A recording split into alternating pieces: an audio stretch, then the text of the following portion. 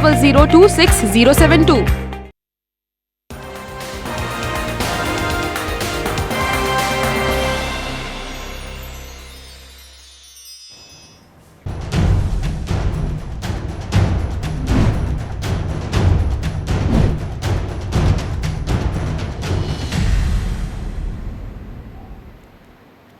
नमस्कार, स्वराज एक्सप्रेस देख रहे हैं आप। मैं हूं आपके साथ मनराज सक्सेना। स्वराज राजस्थान में तमाम बड़ी खबरें आपको दिखाएंगे। शुरुआत हेडलाइंस के साथ। कल से करीब 2000 प्रवासी आएंगे जयपुर। 1 जून तक आएंगे 13 फ्लाइट। सरकार का दावा है पुख्ता है सरकार के सारे इंतजाम। राज्य में धीमा नहीं पड़ रहा कोरोना का कहर। 131 नए केस सामने आए। अकेले डूंगरपुर में 33 नए केस सामने आए। राजधानी जयपुर तक पहुंचा टिड्डी दल का खतरा। राज्य सरकार ने केंद्र को लिखी चिट्ठी, कहा कंट्रोल करने में मदद करे सरकार। स्वराज राजस्थान की खबर का असर। पाली में प्रवासी मजदूरों की पीड़ा दिखाए जाने के बाद प्रशासन ने दुरुस्त किए इंतजाम।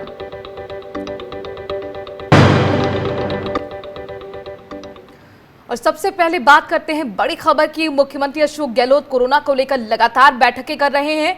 ऐसे एक वीडियो कॉन्फ्रेंसिंग में यह बात निकलकर सामने आई है कि बड़ी संख्या में आ रहे प्रवासी मजदूरों की चुनौती और होम क्वारंटीन की उपेक्षा ने राजस्थान सरकार की चिंता बढ़ा दी है। राज्य सरकार ने निर्देश दिए हैं कि होम क्वारंटीन की सख्त पालना करवाई जाए। इसे तोड़ने वालों के खिलाफ मामला दर्ज कर संस्थागत क्वारंटीन भेजा जाएगा। पुलिस के साथ क्वारंटीन सेंटर पर सुरक्षा व्यवस्था में होमगार्ड और कम्युनिटी पुलिसिंग से जुड़े हुए लोगों की मदद ली जा सकती है। इस बीच मुख्यमंत्री गहलोत ने कहा है कि राज्य में जिन जिलों में प्रवासी ज्यादा आए हैं वहां क्वारंटीन व्यवस्थाएं पुख्ता की जाए। बाहर से आए लोगों को क्वारंटीन किया जाए। प्रवासियों का रजिस्ट्रेशन करें, आधार नंबर भी लें। क्वारंटीन सेंटर की जांच वरिष्ठ अधिकारी की ओर से की जाए। रेजिडेंट एडिटर संजय बोरा जी हमारे साथ जुड़ गए हैं। संजय, आपसे समझना चाहेंगे ये जो हिदायतें दी गई हैं इसमें मोटे मोटे पॉइंट्स क्या हैं? होम क्वारंटीन का पालन नहीं करने पर अब क्या कुछ होगा प्रवासी मजदूरों के लिए? देखिए मनु, हो ये रहा था कि राजस्थान में मामले कम होने लगे थे, लेकिन जब ये प्रवासी मजदूर वगैरह आने लगे तो कुछ जो ज़िले हैं जहाँ से बहुत ज़्यादा संख्या में प्रवासी बाहर हैं, जैसे डूंगरपुर, पाली, जालौर, तो उनमें अचानक केसेस बढ़े और 300-300 केसेस एक दिन में आने लगे। और उसकी वजह ये बताई गई कि ज़्यादातर लोग जो है वो क्वारंटीन का पालन नहीं कर रहे थे। तो इसलिए अब ये कहा गया है कि जो लोग क्वारंटीन का पालन नहीं कर रहे हैं उन पर सख्ती बरती जाए, उनके खिलाफ केस दर्ज किए जाए। और अगर कोई नहीं मानता है कि जो अगर घर पे नहीं रह के और पालन नहीं करता है तो फिर उनको सरकारी क्वारंटीन सेंटर्स पे भेजा जाएगा और वहाँ उन्हें पुलिस की कड़ी निगरानी में रखा जाएगा। इसके अलावा चीफ मिनिस्टर ने ये भी आदेश दिए हैं कि जो लोग उनके संपर्क में आते हैं 5 से 10 दिन के भीतर उन सबका चेकिंग हो और जिन जिलों में ज़्यादा प्रवासी आ रहे हैं वहाँ पर इस पर ध्यान दिया जाए और जांच की सुविधा विकसित की जाए। क्योंकि ये सारा इसलिए हो रहा है क्योंकि जो अब तक जितने भी क्वारंटीन वायोलेशन के मामले आए उसमें से 98% जो थे वो होम क्वारंटीन के वायोलेशन के मामले थे। और तो जाहिर तौर पर ये बहुत बड़ी चिंता है, उसके लिए कदम भी उठाए जाने चाहिए थे सरकार की तरफ से, जो उठाए गए हैं। लेकिन आपसे ये समझना चाहेंगे जो क्वारंटीन सेंटर बनाए गए हैं शहरों में क्या जो रेशो है प्रवासी मजदूरों का उसको देखते हुए बनाए गए हैं? किस तरह की व्यवस्था को लेकर क्या कोई खास निर्देश भी अब दिया गया है? देखिए, क्वारंटीन सेंटर काफ़ी संख्या में बनाए गए। जैसे जयपुर में अगर आप लेंगे, हालांकि जयपुर में इतने ज़्यादा प्रवासी नहीं आ रहे हैं, लेकिन यहाँ पर जो हाउसिंग बोर्ड के खाली मकान हैं उनको क्वारंटीन सेंटर में बदला गया है। पंचायत भवन जो है गाँव में अगर देखें तो वहाँ पंचायत भवनों को बदला गया है। अस्थायी क्वारंटीन सेंटर और जो स्कूल्स वगैरह हैं उनको बनाया गया है। तो इसलिए वो दिक्कत नहीं है, पर सरकार ये चाहती है कि जो लोग आ रहे हैं बाहर से वो अपने घर आना चाहते हैं, तो इसलिए अगर वो घर पर रहकर अगर क्वारंटीन का पालन करें तो उनकी देखभाल भी हो सकेगी और उनका जो भोजन वगैरह की जो व्यवस्था है उसमें कोई दिक्कत नहीं होगी। लेकिन अगर कोई पालन नहीं करता है तो फिर सरकार मजबूर है कि उनको सरकारी क्वारंटीन सेंटर में रखा जाए। जाहिर तौर पर अब ये बड़ी जिम्मेदारी जिला प्रशासन पर आ गई है, साथ ही ब्लॉक स्तर पर जो पंचायतों से जुड़ी संस्थाएं हैं उन पर भी बहुत बड़ी जिम्मेदारी होगी और वो किस तरह से इसका पालन करेंगी, करवाएंगी प्रवासी मजदूरों से, ये भी बहुत दिलचस्प होगा देखना। शुक्रिया संजय जी हमसे जुड़ने के लिए। रेजिडेंट एडिटर हमारे साथ जयपुर से जुड़े हुए थे, जो जानकारी दे रहे थे इस बारे में। विदेशों में फंसे प्रवासी राजस्थानी 22 मई से जयपुर पहुंचना शुरू होंगे। 22 मई से 1 जून तक कुल 13 फ्लाइट्स जयपुर आएंगी, जिनमें से करीब 2000 प्रवासी राजस्थानी लौटेंगे। 22 मई को लंदन से पहली फ्लाइट दोपहर 1:40 पर जयपुर पहुंचेगी। इनमें से करीब 150 प्रवासी राजस्थानी जयपुर आएंगे और इसके बाद 1 जून तक कुल 13 फ्लाइट से करीब 2000 प्रवासी राजस्थानी विदेशियों से जयपुर लौटेंगे। ब्रिटेन, कनाडा, रूस, कजाकिस्तान, फिलीपींस, किर्गिस्तान, जॉर्जिया, इन तमाम देशों से प्रवासी जो राजस्थानी हैं वो जयपुर आएंगे। एयरपोर्ट पर विमान से उतरते ही यात्रियों को सुरक्षा घेरे में ले लिया जाएगा। सभी यात्रियों के पहुंचते ही थर्मल स्क्रीनिंग की जाएगी। जिन यात्रियों को कोरोना वायरस के संभावित लक्षण दिखाई देंगे उन्हें तुरंत ही अलग करते हुए डेडिकेटेड कोविड-19 केयर सेंटर ले जाया जाएगा। बचे हुए यात्रियों को 20-20 के ग्रुप में रखते हुए थर्मल स्क्रीनिंग और अन्य जांच की जाएगी। यात्रियों के सेल्फ डिक्लेरेशन फॉर्म के आधार पर उनका मेडिकल चेकअप भी किया जाएगा। अभी एग्जैक्ट लिस्ट हमारे पास नहीं है, पर लगभग 100 लोगों के आने की संभावना है। हमारी मेडिकल टीमें उनको आते ही रिसीव करेंगी और 20-20 के लॉट में उनकी स्क्रीनिंग करेंगी। उसके बाद जो है स्क्रीनिंग में जो लोग कोविड जो स्क्रीनिंग में नेगेटिव पाए जाएंगे, जिनके ILI के सिम्टम्स नहीं होंगे, उनको नॉर्मल इमिग्रेशन से, और जिनके पास ILI यानी कि इन्फ्लुएंजा लाइक डिज़ीज़ के इन्फ्लुएंजा लाइक इन्फेक्शन के सिम्टम्स होंगे, उनको अलग से स्क्रीन करेंगे और सामान लेकर फिर उनका 14 दिन का इंस्टीट्यूशनल क्वारंटाइन पेड सुनिश्चित किया जाएगा। अब इसको लेकर क्या कुछ व्यवस्था है, हम समझने की कोशिश करते हैं। जयपुर इंटरनेशनल एयरपोर्ट के डायरेक्टर जयदीप सिंह बलहारा हमारे साथ जुड़ गए हैं। जयदीप जी, बहुत बहुत स्वागत है आपका स्वराज एक्सप्रेस में। थैंक यू जी, आपसे समझना चाहेंगे कल जो पहली फ्लाइट 1:40 पर उतरनी है जयपुर में, लगभग कितने विदेश से राजस्थानी पहुंच रहे हैं और उनके लिए आपने क्या व्यवस्थाएं की हैं? अभी कंफर्म नंबर तो नहीं मिला है। जो एयरलाइंस ने हमें सूचना दी है, अभी तक 100 के करीब पैसेंजर हैं उसमें, और फाइनल सूची जो है वो कल सुबह देंगे हमें। जी, इसके साथ ही वहाँ सोशल डिस्टेंसिंग का पालन हो सके, उसके लिए आप किस तरह का मैनेजमेंट देख रहे हैं? उसके लिए हमने सारे प्रबंध किए हैं। जो डिस्टेंस मार्किंग कर दी गई है एयरपोर्ट पे, सब जो जितने भी काउंटर्स हैं, इमिग्रेशन काउंटर हैं, चाहे वो डॉक्टर्स के काउंटर हैं, और इसके अलावा सैनिटाइजेशन का प्रोग्राम लगातार चल रहा है। डॉक्टर्स की टीम रहेंगी जो कि स्टेट गवर्नमेंट और सेंट्रल गवर्नमेंट द्वारा प्रोवाइड की गई हैं।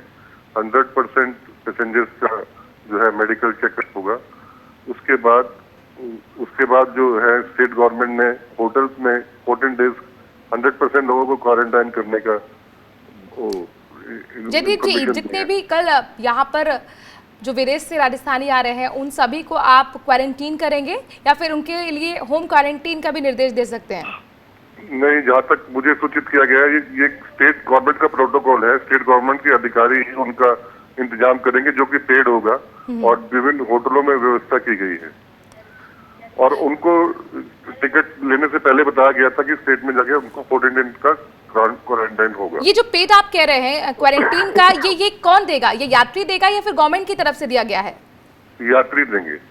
जी, शुक्रिया हमसे जुड़ने के लिए। जयदीप सिंह बलहारा हवाई अड्डा एयरपोर्ट के डायरेक्टर हैं जयपुर इंटरनेशनल एयरपोर्ट के, और उन्होंने बताया है कि जितने भी कल विदेश से आ रहे राजस्थानी हैं, करीब 2000 इनकी संख्या है, जो कि कल से शुरू हुई फ्लाइट से 1 जून तक आएंगे। उन सभी को एयरपोर्ट पर स्क्रीनिंग के बाद क्वारंटीन किया जाएगा। जो होटल्स हैं आसपास एयरपोर्ट के, उनमें ये व्यवस्था की गई है। श्रमिक स्पेशल रेल सेवाओं के अलावा रेलवे की ओर से 1 जून से 200 स्पेशल रेल सेवाओं का संचालन किया जा रहा है, जिसमें से 9 ट्रेनें उत्तर पश्चिमी रेलवे की ओर से चलाई जाएंगी। यात्रियों के लिए ऑनलाइन बुकिंग आज से शुरू हो गई है। भारतीय रेलवे द्वारा श्रमिक स्पेशल रेल सेवाओं का संचालन निरंतर किया जा रहा है। इसके अलावा 12 मई 2020 को स्पेशल राजधानी क्लास की कुछ सेवाओं का संचालन शुरू किया गया था। अब यह निर्णय लिया गया है कि 1 जून 2020 से लगभग 100 जोड़ी स्पेशल रेल सेवाओं का संचालन किया जाएगा, जिनमें कि आरक्षण उपलब्ध होगा सामान्य रूप से, और इनमें AC और नॉन AC दोनों ही प्रकार के कोचेज़ होंगे।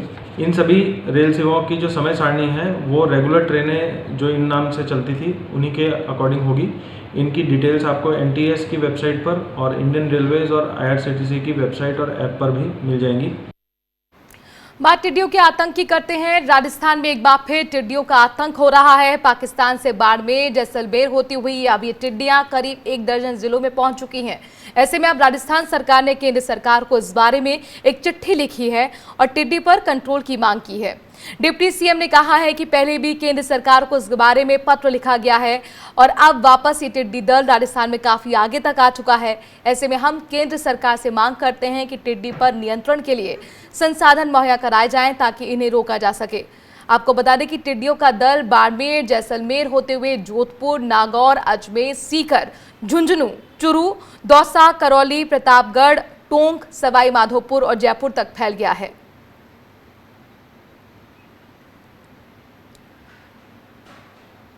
दुनिया की इकलौती घुड़सवार सेना में अब बदलाव होने जा रहा है। भारतीय सेना की 61वीं कैवलरी और उसके घोड़े अब तक आर्मी की शान बनते रहे हैं, बढ़ाते आए हैं, लेकिन अब इसमें बदलाव की बात चल रही है। इसमें घोड़ों की जगह टैंक लगाकर इसे नियमित बख्तरबंद रेजिमेंट बनाने की तैयारी चल रही है। सेना के इस प्लान से आर्मी सर्किल के ही काफी लोग खुश नहीं हैं। उनका मानना है कि ये ऐतिहासिक परंपरा को खत्म करने जैसा है। सरकार जयपुर बेस 61वीं कैवलरी में बदलाव करना, इसे युद्ध जैसे हालात के लिए तैयार करना चाहती है। वैसे आपको बता दें कि फिलहाल इसका इस्तेमाल सिर्फ कार्यक्रमों में होता है और इसके जवान पोलो जैसे गेम्स में हिस्सा लेते हैं। अभी करीब 200 घोड़े इस सेना का हिस्सा हैं जो दिल्ली और जयपुर में रहते हैं। सेना में 61वीं कैवलरी 1953 से शुरू हुई थी। फिलहाल राष्ट्रपति भवन में मौजूद राष्ट्रपति बॉडीगार्ड के अलावा 61वीं कैवलरी ही इकलौती घोड़े वाली सेना है, लेकिन अब इनकी जगह टैंक ले सकते हैं। भारत में जयपुर ही एकमात्र ऐसा पोलो सेंटर है जहां पर एक नहीं बल्कि 5 पोलो मैदान है। इसमें अकेले कैवलरी के पास 3 पोलो ग्राउंड हैं, 250 घोड़े हैं, 2 ड्रेसाज एरिना, 3 हंटर कोर्सेस आदि संस्थान हैं और संसाधन हैं। कैवलरी की टीम ने कई राष्ट्रीय और अंतर्राष्ट्रीय पदक भी जीते हैं। कैवलरी के 11 खिलाड़ी अर्जुन अवार्ड से सम्मानित भी हो चुके हैं। कर्नल कुलदीप सिंह गर्चा पूर्व 61वीं कैवलरी और पोलो प्लेयर हैं। बात करने के लिए हमारे साथ फोन लाइन के जरिए जुड़ गए हैं। आपका बहुत बहुत स्वागत है कुलदीप जी। नमस्कार, थैंक यू जी। एक परंपरा कहते हैं कि समय के साथ उसमें बदलाव भी होना चाहिए। रिपब्लिक परेड में भी बहुत ज़्यादा बदलाव अगर हम देखें आ चुका है, तो फिर आप इस बदलाव के खिलाफ क्यों हैं? ऐसा है कि मैं इसके खिलाफ नहीं हूँ जी। मैं तो ये चाहता बताना आपको कि 61 cavalry is the only regiment, अनोखी regiment in the world. It's like ये इंडियन आर्मी का कोहिनूर है। बड़ी सोच समझ के हायर अप्स ने ये डिसीजन लिया होगा, मगर मैं सोचता हूँ कि रेजिमेंट की हिस्ट्री, लेगेसी, एक्सीलेंस और वैलर जो सेंचुरियों से बिल्ड किया और 100 साल पहले जो हाइफा में एक्शन हुआ था जवानों का, जो हमारे माननीय प्रधानमंत्री नरेंद्र मोदी इजराइल गए थे अभी हाल ही में और प्राइम मिनिस्टर उनको हाइफा टाउन लेके गए थे। उसके बाद में बड़ी चर्चा हुई कि जवानों ने कितनी बहादुरी दिखाई। उसके बाद में दिल्ली के अंदर 3 मूर्ति जो वॉर मेमोरियल है वो भी इसके हाइफा टाउन के ऊपर निर्भर है। उसका नाम भी 3 मूर्ति से हटा के हाइफा चौक रखा गया। तो मेरा मानना यह है कि ये रेजिमेंट जो है दुनिया भर में बहुत मशहूर है और इसके अंदर जैसे आपने कहा 11 अर्जुन अवार्ड हैं, 1 पद्माश्री है, 9 एशियन गोल्ड मेडलिस्ट हैं। मैंने खुद इंडिया को रिप्रेजेंट किया है 22 साल, तकरीबन 22-25 देशों में खेला हूँ। आप कहीं भी जाके किसी देश में पूछ लीजिए इंडियन आर्मी का, अगर वो जानते हैं 61 कैवलरी को जानते हैं जी। अच्छा, इसका जो जो इम्प्लीकेशन जो फाइनेंशियल है नेग्लिजिबल है। जैसे आपने कहा 300 घोड़े, 250 आदमी, जयपुर इसका घर है। पोलो की देन दुनिया को इंडिया ने दी है, पोलो खत्म हो जाएगी, इसका नाम और निशान उड़ जाएगा। इंडियन आर्मी का रेजिमेंट का रेजिस्टेंस की बात नहीं है। अपने इंडियन आर्मी का इथॉस क्या है? कॉम्प्रोमाइज हो जाएगा। इथॉस है नाम, नमक, निशान, गायब। जी। तो ये मैं नहीं कह रहा, सब लोग की ये सोच है। तो कर्नल जी, आप ये कहते हैं कि कहीं ना कहीं इमोशनल टच है और आप ये मानते हैं कि एक हेरिटेज है हमारी और उसमें बदलाव नहीं होना चाहिए, लेकिन जी जी नहीं, इमोशनल टच तो है, पर मैं इमोशनल टच के साथ में कह रहता हूँ कि हमारे जो कैवलरी वाले हैं 71 के अंदर जो लड़ाई हुई थी, हमने राष्ट्रपति भवन को देखा, श्रीलंका में हमारे ट्रुप्स भेजे, उन्होंने वहां गए, ऑफ विजय हुआ, उसके अंदर हमारे बंदों ने पार्ट किया। तो एक 200 आदमी, 250 आदमी को इंडियन आर्मी, डिफेंस मिनिस्ट्री इनको कोई रोल दे सकती है। अभी राजस्थान के ऊंट चल रहे हैं पेट्रोलिंग में, घोड़े भी इस्तेमाल हो सकते हैं कई जगह पे, एयरफील्ड हो जाते हैं लड़ाई के दौरान पे। उनको मौका दिया जाए तो लड़ेंगे और आगे भी करते आए हैं। तो इमोशनल तो है ही है, बिकॉज 30 साल 35 साल इस रेजिमेंट में गौरव रहे की हैं। गाथा भी जुड़ी हुई है कर्नल कुलदीप जी, लेकिन यहाँ पर यह भी कहा जा रहा है कि अगर यहाँ पर टैंकर का इसके साथ रिप्लेसमेंट होता है, युद्ध जैसे हालात हो जाएंगे। मेरा आपसे सवाल है कि मिलिट्री पावर तो शो करने की जरूरत है ना, जब आप देखते हैं दूसरे देशों में अमेरिका ऐसा कर रहा है, चाइना ऐसा कर रहा है, तो इसमें फिर आपको क्या लॉजिकल पॉइंट दिखता है विरोध करने का? आपने बात सही करी है। मैं तो ये कहता हूँ कि लॉजिकल पॉइंट के खिलाफ अगर आप वेटेज दें रेजिमेंट की हिस्ट्री, लेगेसी और एक्सीलेंस ऑफ वैलर का, वो तुलना के अंदर भारी पड़ेगा। और ये तो छोड़ते हैं, हमारी तो खाली दरखास्त है कि अगर इसको मेंटेन कर सकते हैं ठीक है। जो रिप्लेस होंगे ये नहीं है कि नए होंगे, वो ऑलरेडी हैं जो रेजिमेंट टैंक्स आएंगे जी। ये मेरा तुलना यही है कि जो हमारी हिस्ट्री लेगेसी वो है, हम लोग इंडिया सिविलाइजेशन खत्म कर देंगे जी। तो अगर इतना पैसा बचेगा इनसे, मेरा ये नहीं कहता कि उनकी तुलना मैं नहीं कर सकता बिकॉज टैंक्स से लड़ाई में करेंगे। मैं तो यही कहता हूँ कि जो अपना देश है इंडिया, वो इनको कायम रख सकता है और इनको भी इस्तेमाल कर सकता है। चलिए, बहुत बहुत शुक्रिया कर्नल कुलदीप जी हमसे जुड़ने के लिए। तो कुल मिलाकर भारतीय सेना के 61वीं कैवलरी और उनके घोड़े, जो सजीदे घुड़सवार हमें दिखते को मिलते थे, अब हो सकता है कि उनकी जगह जो आर्मी की शान बढ़ाते हुए घोड़े थे, उनका रिप्लेसमेंट टैंकर से हो जाए। उसी को लेकर कई आर्मी जो पर्सन हैं वो इस चीज का विरोध कर रहे हैं। अभी लेते हैं एक ब्रेक के बाद देखेंगे कि डूंगरपुर में क्यों बढ़ रहे हैं cases.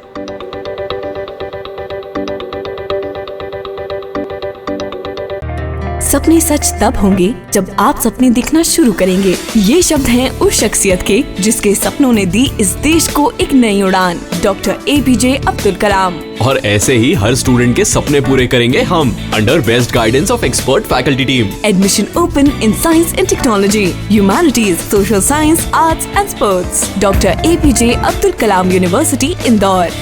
For the details, contact 1800-300-26072। हर हफ्ते हम आपके लिए लेकर आएंगे देश के उन नन्हे मुन्ने बच्चों की दास्तान जो कि आम जिंदगी की खुशियों से बहुत दूर हैं। हाशिए पर रहने वाले इन बच्चों को पढ़ाई करना, खेलना कूदना, अपनों का प्यार मिलना एक सपना सा है। स्वराज एक्सप्रेस के लिए ये सिर्फ एक कार्यक्रम नहीं बल्कि समाज की बड़ी मुहिम है जिसे हम लगातार जारी रखना चाहते हैं।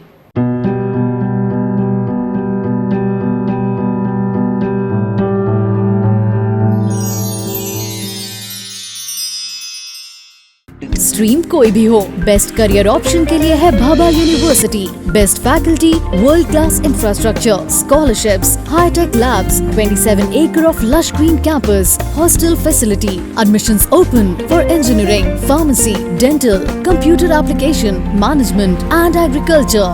Bhabha university at Hoshangabad road, Bhopal. Call 9165025500।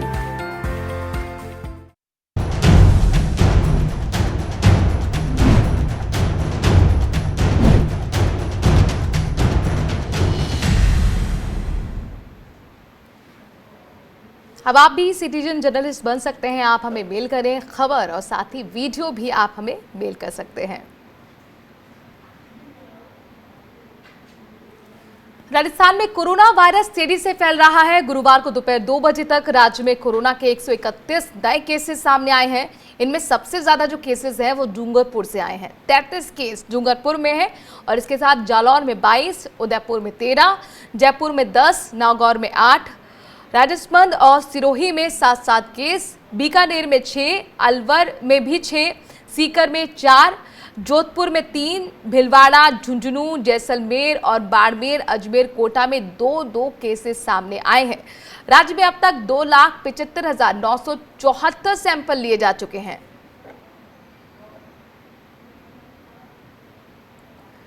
तो अब राज्य में कोरोना के 131 दोपहर तक का ये आंकड़ा हम बता रहे हैं नए केसेस का। उदयपुर में इसमें 13 हैं, डूंगरपुर में सबसे ज्यादा केसेस सामने आए हैं। डूंगरपुर में लगातार केसेस बढ़ रहे हैं। राजसमंद में आपको बता दें कि 7 केसेस सामने आए हैं और यह आंकड़ा अब 6,000 के पार पहुंच चुका है। राजस्थान के कुल संक्रमित मरीजों की अगर हम बात करें, डूंगरपुर में लगातार कोरोना के केस बढ़ते जा रहे हैं। डूंगरपुर में 31 नए केस सामने आए हैं। सोमवार से लगातार डूंगरपुर में कोरोना पॉजिटिव केस बढ़ रहे हैं। माना जा रहा है कि यहां प्रवासियों की वजह से कोरोना संक्रमण बढ़ रहा है। वहीं राज्य सरकार का दावा है कि राज्य में कोरोना से ठीक हो रहे लोगों का रिकवरी रेट 57% है, यानी कि सरकार का दावा है कि ये दूसरे राज्यों के मुकाबले सबसे ज्यादा।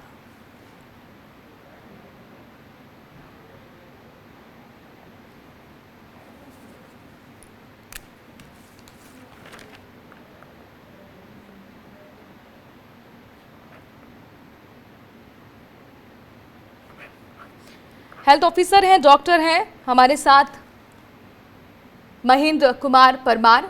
सर, आपका स्वागत है स्वराज एक्सप्रेस में। ठीक है सर, धन्यवाद। ये आपसे वजह जानना चाहेंगे कि डूंगरपुर में आखिरकार पिछले 2-3 दिनों से अगर आप देखें क्यों केसेस सामने आए हैं? आज भी 31 नए केसेस डूंगरपुर में सामने आ रहे हैं। अभी 271 हो गए अभी तक लेटेस्ट जी। 271 जी। हाँ जी। नहीं महेंद्र जी, लेकिन इसके पीछे वजह क्या है? ये सब प्रवासी हैं और ये मुंबई से आए हैं अभी ये 4-5 दिन में, और ये बसों से इनको लाया गया है। 12-15 बसें आई थी, इनको सबको क्वारंटाइन में यहाँ रखा था। इसके बाद इनकी सबकी सैंपलिंग करवाई थी। तो ये सब प्रवासी हैं मुंबई से।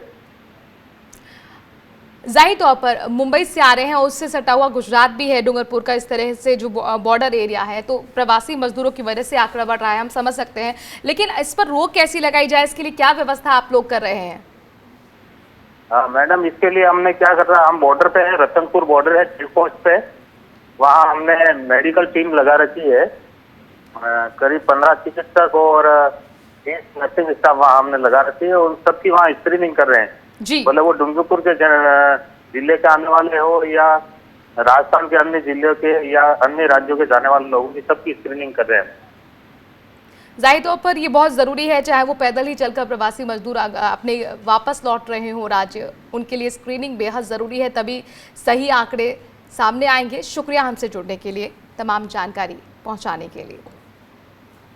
जयपुर में बीती रात एक एम्बुलेंस कर्मचारी कोरोना पॉजिटिव पाया गया। प्राथमिक जांच रिपोर्ट में पॉजिटिव पाए जाने के बाद भी जब काफ़ी देर तक उसको हॉस्पिटल में भर्ती कराने के लिए कोई नहीं आया, तो वो खुद अपनी एम्बुलेंस चलाकर एसएमएस हॉस्पिटल में भर्ती होने पहुंचा। जिसके बाद उसे खुद अपनी एम्बुलेंस चलाकर एसएमएस हॉस्पिटल में भर्ती होने के लिए पहुँचना पड़ा। ऐसे में सवाल ये है कि आखिरकार एम्बुलेंस का ड्राइवर और जो व्यवस्था का दावा प्रशासन करता है वो कहाँ थी?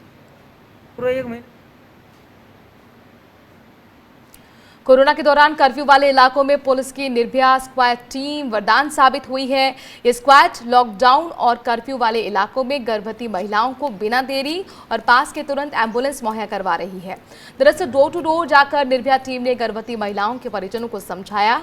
साथ ही टीम गर्भवती बिना पास के अस्पताल जाने की विशेष अनुमति दिलवाती है और समय पर इससे इन गर्भवती महिलाओं को इलाज भी मिल रहा है। आई हूँ कि निर्भया स्क्वाड ने कर्फ्यू एरिया में एक बहुत बढ़िया काम अपने हाथ में लिया है और लगातार 15 दिन से इस काम को कर रही हैं, और वो है प्रेग्नेंट महिलाओं का, यानी कि गर्भवती जो महिलाएं हैं उनका सर्वे। ये कर्फ्यू एरिया में जहाँ भी उन्हें डोर टू डोर सर्वे करने के बाद में गर्भवती महिलाएं मिली हैं, उनके न केवल वो हालचाल पूछ रही हैं, उसके अतिरिक्त उनसे उनकी सारी समस्याएं पूछ रही हैं और समस्याओं का तुरंत निदान भी करवा रही हैं। और अब बात स्वराज राजस्थान की खबर के असर की।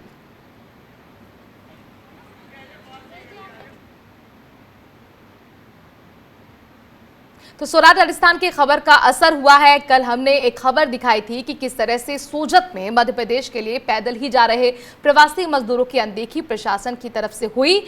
उन्हें सरकारी स्कूल में तो ठहराया गया, लेकिन ना तो उन्हें के ठहरने की व्यवस्था हुई, ना ही उनके खाने पीने का इंतजाम किया गया। स्वराज राजस्थान में खबर दिखाए जाने के बाद न सिर्फ प्रशासन ने उनकी सुध ली है, बल्कि उनके लिए जो बाकी व्यवस्थाएं थी वो की गई। उन्हें बस में बिठाकर उनकी मंजिल के लिए रवाना किया गया।